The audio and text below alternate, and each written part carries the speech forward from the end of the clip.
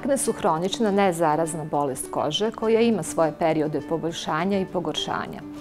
Sigurno su jedna od najčešćih, ako ne i najčešća kožna bolest. Po nekim procenama više od 80% adolescenata ima neki oblik akni.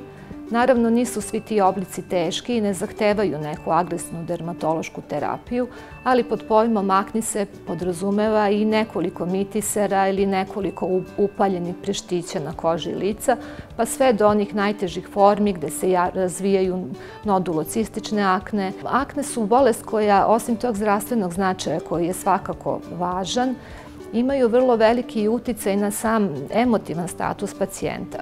Dokazano je i pokazano u mnogim studijama da pacijenti koji boluju od akni trpe jednu veliku vrstu emotivne patnje ili emotivnog distresa koji može da se manifestuje u vidu povučenosti u sebe, izbegavanju socijalnih druženja, pa su čak opisani slučajevi ozbiljnijih anksioznosti.